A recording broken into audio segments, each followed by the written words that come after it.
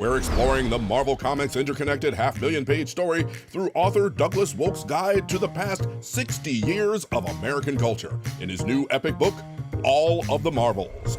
Thinking of it as a single story that has been going on for 27,000 comics for 60 years and is still growing. And what does that story look like? What does that story mean? What does that story say?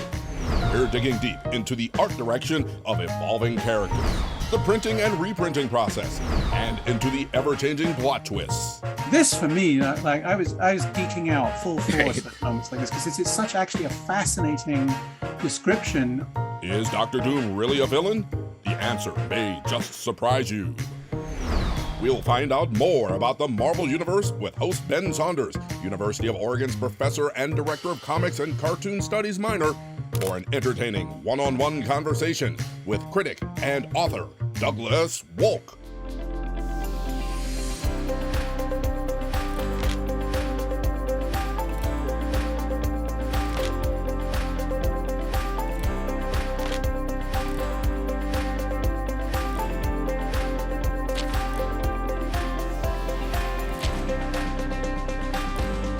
Douglas Wolk, author of All of the Marvels. I first just want to begin by saying how much I've enjoyed reading this book. I think it is... Thank you so much. It's terrific. I think it's funny. It's insightful. It attempts something almost superhuman itself in terms of the basic undertaking of the project to read pretty much every superhero Marvel comic between the early 1960s and 2017, I think was your cutoff point. Nominal cutoff point. I actually kind of kept reading after that, but I know.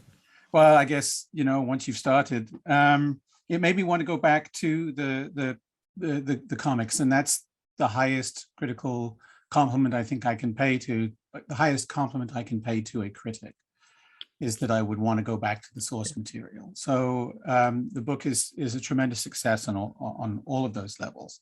And quite early on page 20, you say what this book is not. You say it is not a book about the comics form in general. You say that it is not an argument that all the comics that you looked at are good, although some of them are. You say it's not a defense of Marvel's business practices, currently or historically.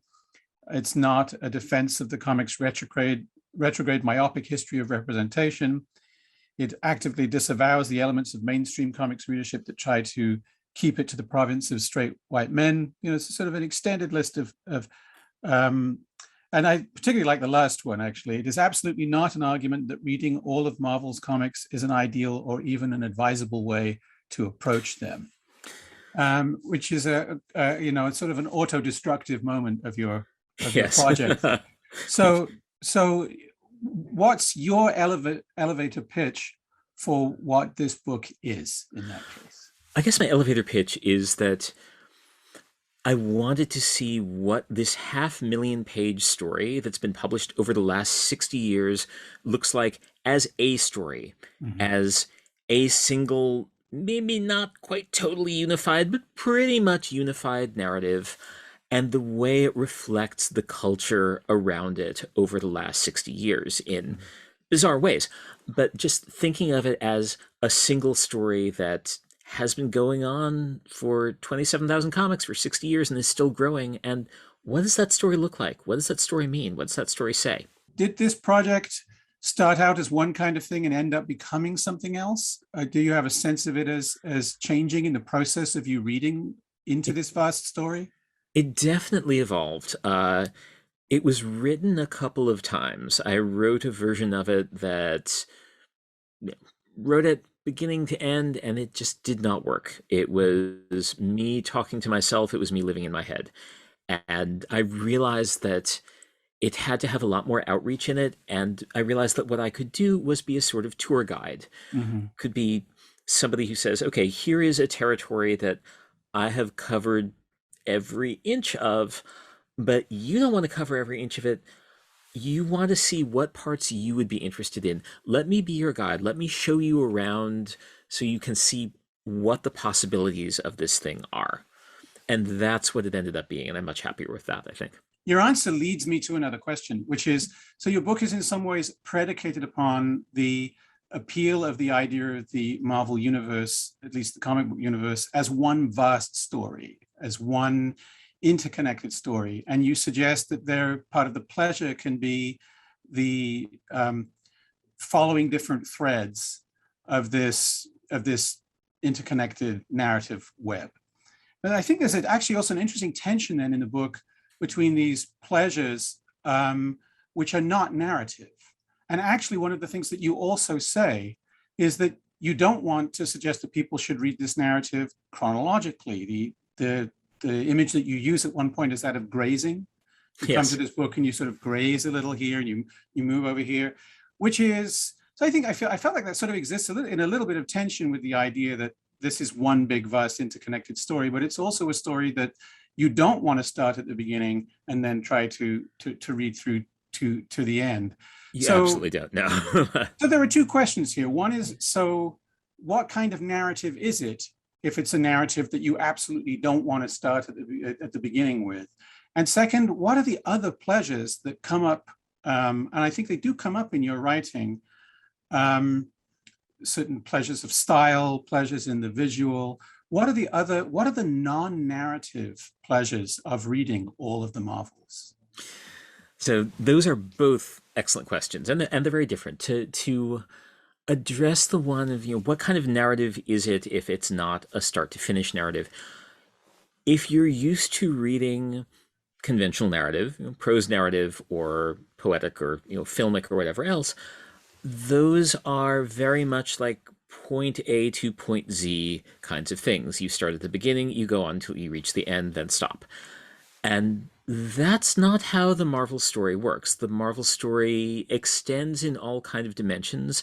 It is always adding events before the beginning. It is always adding things into things that you've already seen. You can go into the story at any point and there will be history that you've missed, and that's fine.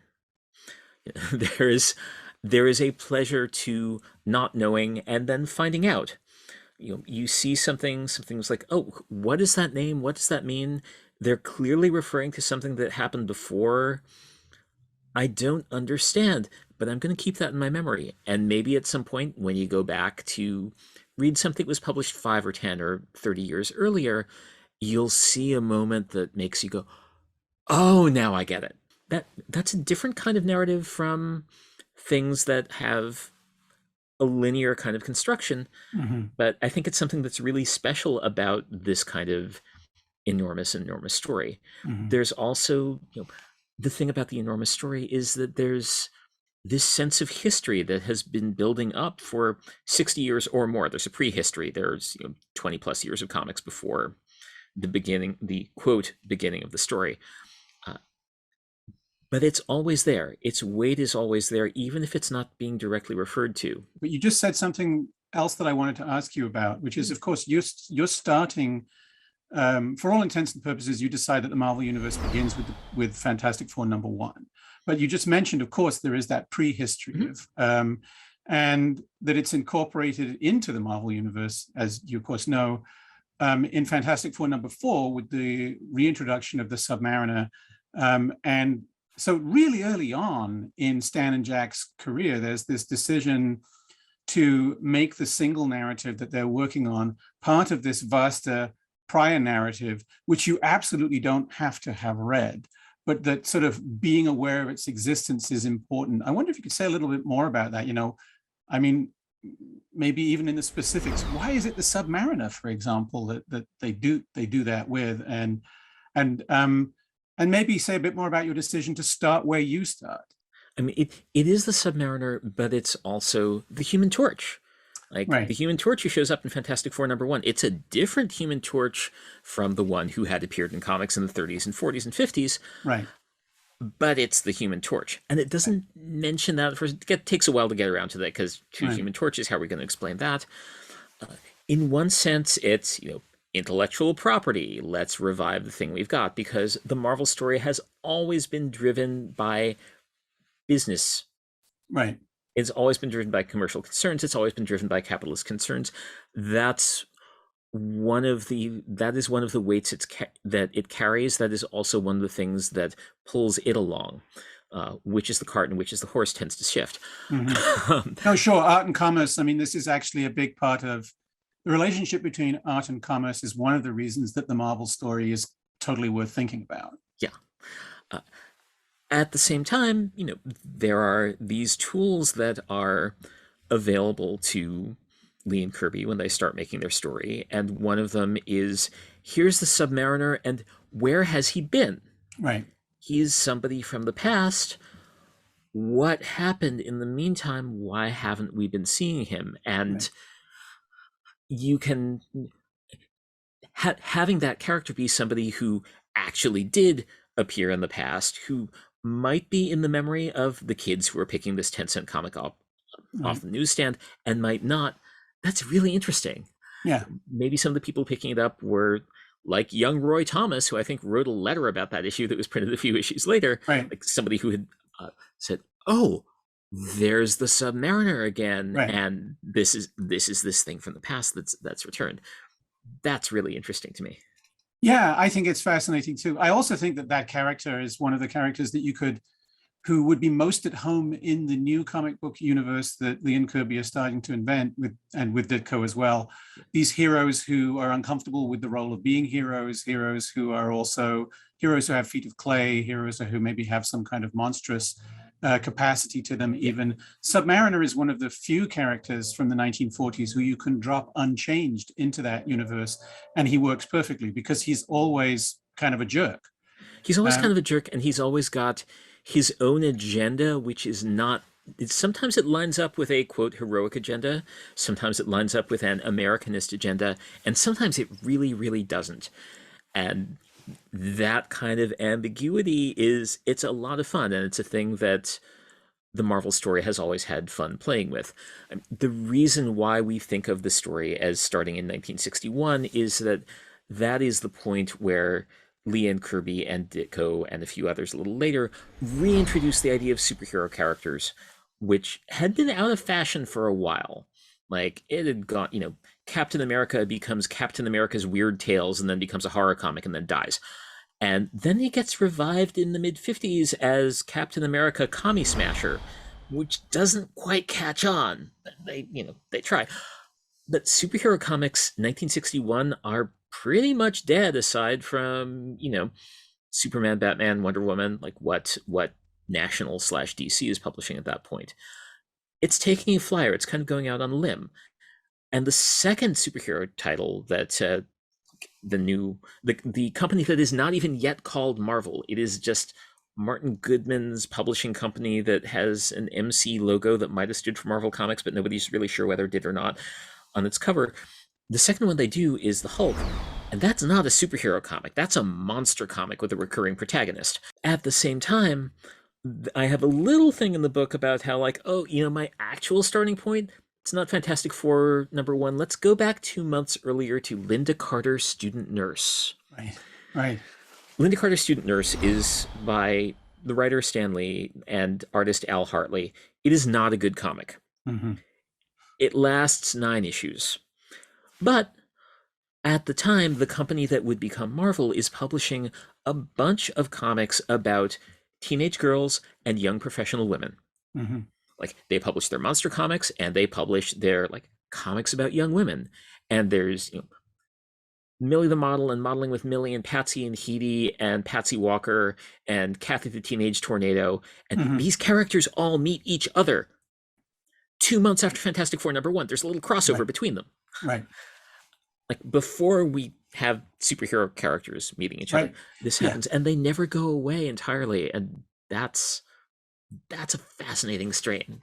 Yeah, I'd say it's almost like, Stan could never throw an idea away, but there's also, this is very much the pleasure of narrative continuity that you're unpicking here, and seeing that this is in a way part of the imagination of the editor-in-chief at the company, certainly from very early on, the idea that you could take these various properties that are siloed in their different magazines, and actually that it's more fun when you bring them together, or that there is something fun about bringing them together. I really want you to say a bit more about some of the other things that drive your own pleasure as a reader when you're looking at these books, particularly perhaps maybe the older books, what are the non-narrative joys of all of the Marvels? There are so many, and that is a lovely question. One of them is the way that they reflect their historical moment. Mm-hmm. Lee and Kirby and their collaborators were constantly throwing in references to their moment. What they were doing was always also informed by their moment. The monster stories, the Hulk stories, like those are not just like we're scared of atomic weapons. Those are the testing moratorium on atomic weapons has just ended, and now things are really different from how they were 4 months ago, and we're going to do a story about that. Uh-huh. You keep seeing public figures turn up in them. Sometimes it's JFK, sometimes it's the Beatles. Yeah, and in the 60s it's mostly like fairly respectful, like we're showing this person who is important to underscore the importance of what's going on in the story. Mm-hmm. And suddenly you get Nixon and the claws come out, and it's great. Mm-hmm. Sure, yeah. There's another totally different kind of pleasure, which is looking at a particular creator's intellect, seeing the particular way that specific artists draw things, specific writers write things. You see 5 lines of somebody's work and you know who it is. Right. You see somebody like Sal Buscema, who I thought of for ages as like the kind of get-her-done professional who was drawing like a third of the Marvel line in the 70s. He could draw 5 comics a month. Yeah. And always thought of him like he just draws these real simple, blocky characters. And I never thought much of him until I read everything he'd ever drawn and realized, number one, he's an absolutely flat-out incredible storyteller. He is not flashy at all. He shows you everything you need to see. He leads the eye exactly where it needs to go. Number two, if you pair him up with an inker, somebody who is willing to impose their own style on his work, Bill Sienkiewicz inks him for a while. Yeah. In the early 90s on Spectacular Spider-Man, and suddenly Sal Buscema's work comes to life. It has so much character and presence and verve in it, it just needs a collaborator who knows how to make it work. That was a particular nice pairing because Sal also loved what Sienkiewicz was doing in his own books and had, I think, was responding in a way to what people like Sienkiewicz had done to make comics more abstract. I would say the same about someone like Klaus Janson on Sal in the 70s as well. Klaus really can make Sal Buscema's stuff sing. I just think what pops up into your mind after reading that many comic books. I'm going to alter that question, say the cover of the Kamala Khan Ms. Marvel #1 is the best cover of a first issue I think I've ever seen. And say more. Say why. So it is an image of a young woman. You can just see the bottom of her face and her torso, and she's got textbooks in her hand. She has rings, decorative jewelry on her finger, and she's wearing a shirt with a logo on it, and it looks at first glance like it is an image of a superhero. It is not. She is not a superhero yet in that image. What you're seeing is who Kamala Khan is.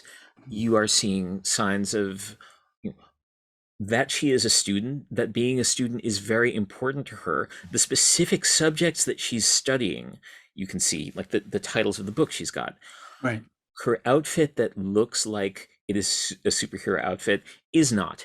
It is a t-shirt with the logo of the heroine whom she idolizes, and a scarf that suggests the cape that she is going to be wearing later on when she's a superhero.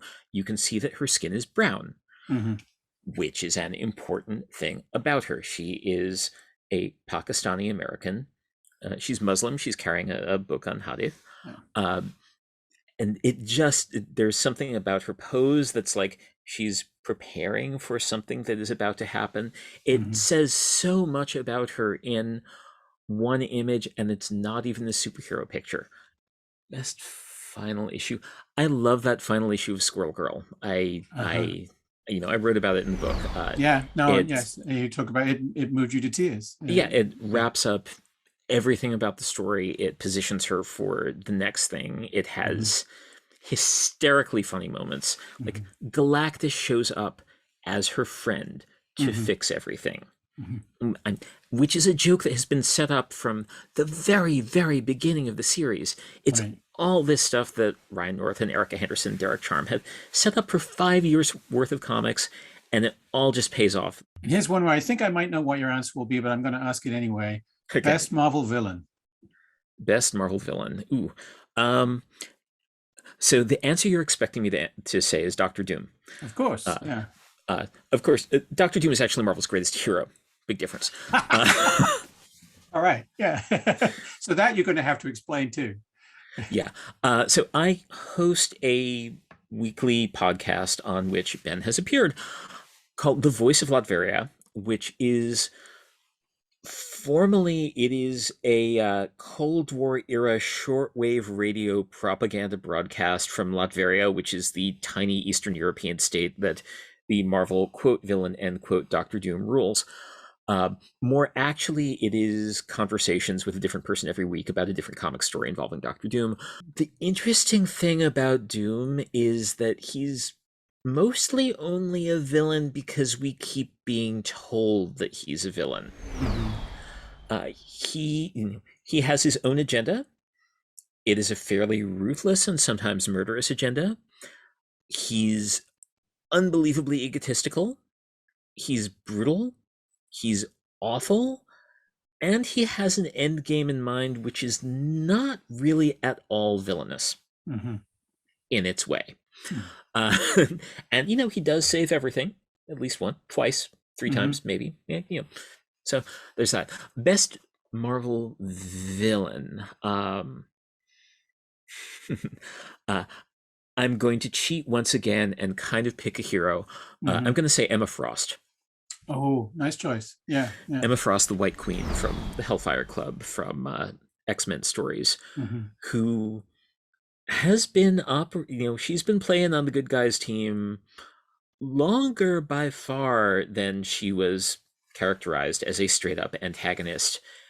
And even so, she's awful.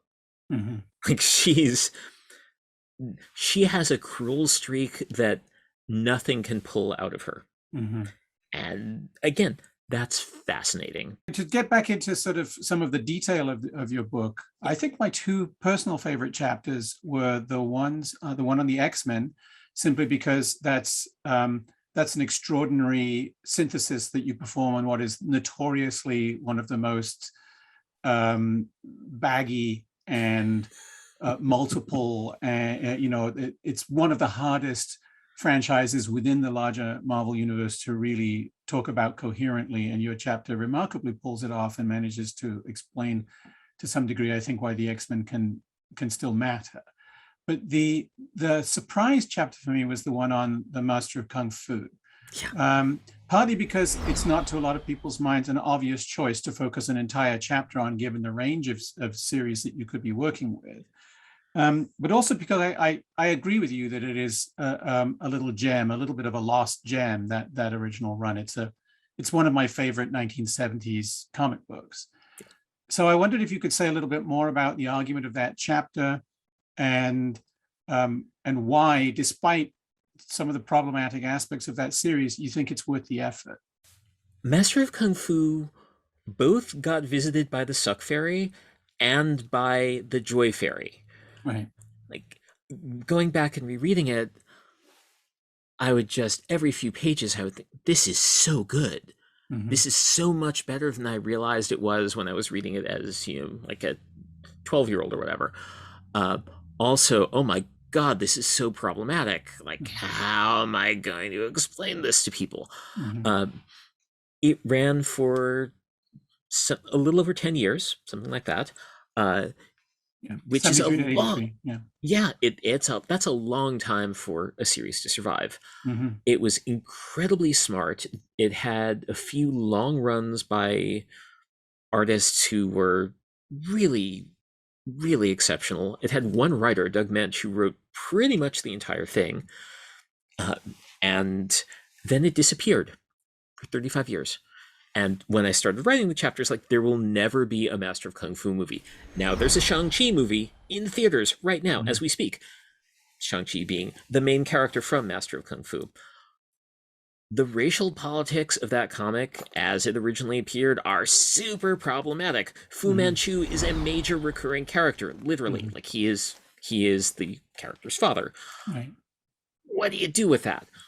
Well, if you're reading it in the 1970s and you recognize that this is a smart, interesting comic that has a big, big, big problem, you write a letter to the comic itself. And Master of Kung Fu printed readers' correspondence calling it out directly. And it had repeat correspondence. I actually interviewed one guy, William Wu, who had his letters printed more than I wanted to ask you, I've always else, wanted to meet Bill Wu because I loved his letters, and I thought what was going on in the letter columns of that comic. I cannot think of another popular medium, and this is another reason really why comics are so important. And indeed, I can't imagine this particularly happening in a DC comic of that era. They respond to them in print, and they respond to them in terms of what they're doing in the comic itself. Slowly, but they do. And you get to see that dialogue happening on the page in the comic itself. We are both fans. We're both sort of going deep into the long box here. But the arrangement of the book on the page actually seems to have sort of two readers in mind, because you use footnotes a lot more than you have done in other work of yours that I've read. And in fact, I was really struck by your mastery of sort of the extended discursive footnote. And there are moments in the X-Men chapter, for example, where it's in the footnotes that you make these very detailed observation about certain stylistic tics within Claremont's run. Things like, the prevalence of the S&M imagery, that's sort of a footnote observation. Or on page, let's see, it's quite late, page 266, you have a long footnote. I mean, this is just to give people a sense of how it looks on the page, right? This really dense footnote where you compare the different coloring of one of your favorite Steve Ditko Doctor Strange pages across about 4 or 5 different reprinted versions.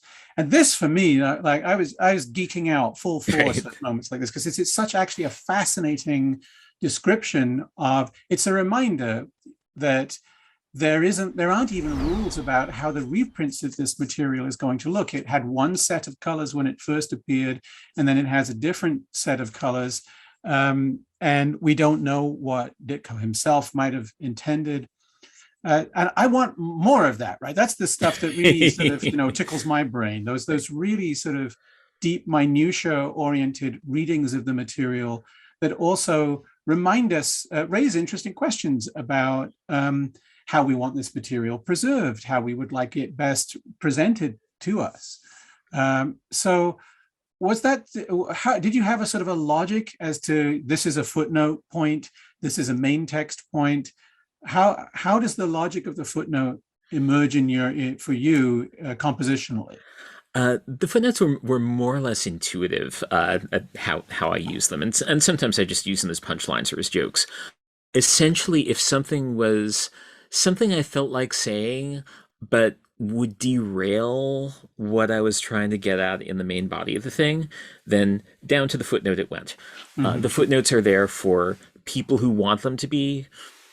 I tried to make it as friendly to different kinds of readers as I could, and mostly making it friendly to people who did want a guided tour, who were not terribly familiar with the territory, but also making sure that it would not get boring for people who were a little more familiar with the territory. And so that kind of split worked out that way, I think. I also think that there's some very rich interpretive material there where you let your inner nerd really let go and get right down into the weeds of things. One of the pleasures of all of the novels as I was reading it is thinking, this is just the beginning actually of a project of any number of books.